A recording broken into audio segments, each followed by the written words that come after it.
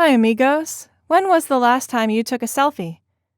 Taking a selfie seems like such a common thing that we barely know that we're doing it anymore.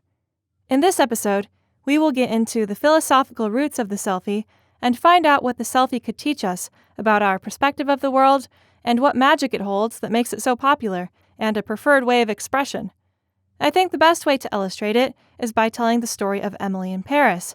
Not necessarily that girl from Netflix, by the way. Emily has finally made it and arrived in Paris for a vacation. She is standing next to the Eiffel Tower and is super excited. So she wants to share this moment, and she is looking for the right angle to shoot a selfie. Frankly, Emily doesn't feel so happy because she was supposed to book this vacation with her best friend, but she stood her up the night before the flight. But Emily wants to prove she is totally fine by herself to her friends and family and make them think she is having a great time. So she gets her hair done, tries different postures and facial expressions, and shoots the same selfie repeatedly, dozens of times. Now Emily is exploring these photos one by one, comparing and pondering which is the best photo that is worth sharing. Finally, Emily sends the best picture to her family's WhatsApp and friends and posts it on her Instagram. Next, Emily takes the elevator right to the top floor of the Eiffel Tower. A gorgeous view of Paris unfolds in front of her eyes. Still, Emily doesn't enjoy the experience since what bothers her is the question of why no one has responded to her post yet. She keeps checking the phone, but she sees there are no comments yet.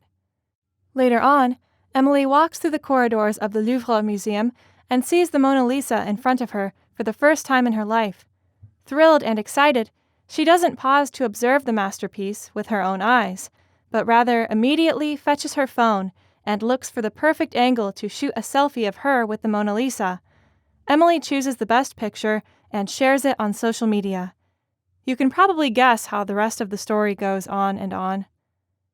Now let's look deeper into Emily's experience in Paris. It seems that both the Eiffel Tower and the Mona Lisa didn't have any special significance for Emily, but as subsidiary objects in a broader frame of experience.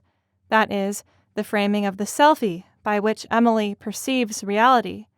In this postmodernistic framing, the objects in the picture withdraw to the background, and Emily becomes the main subject of the picture.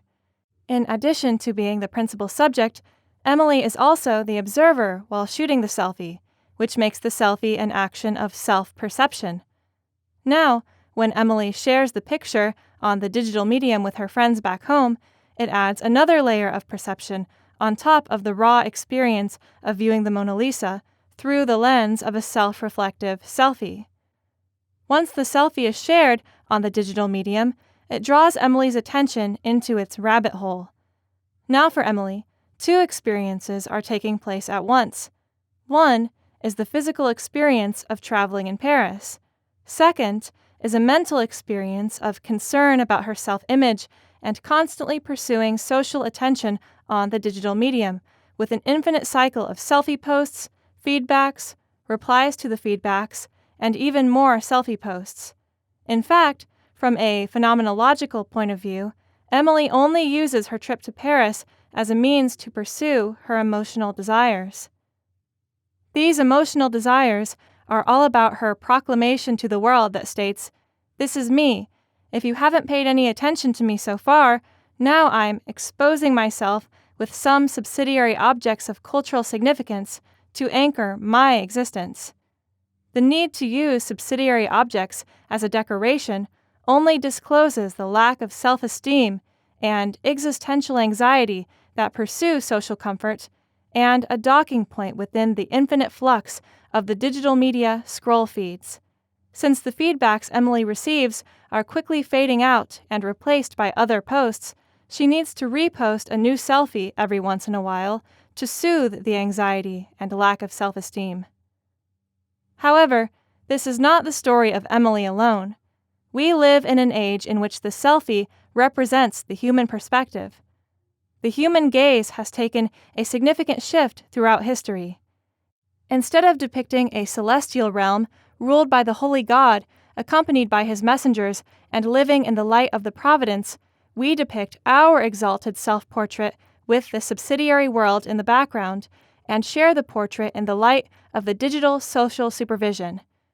The scenery has changed with the growth of technology, but the fundamental state of mind has remained the same, and it's the everlasting pursuit for social confirmation with different means. I hope you enjoyed this video and gained a new perspective. Hasta luego, amigos!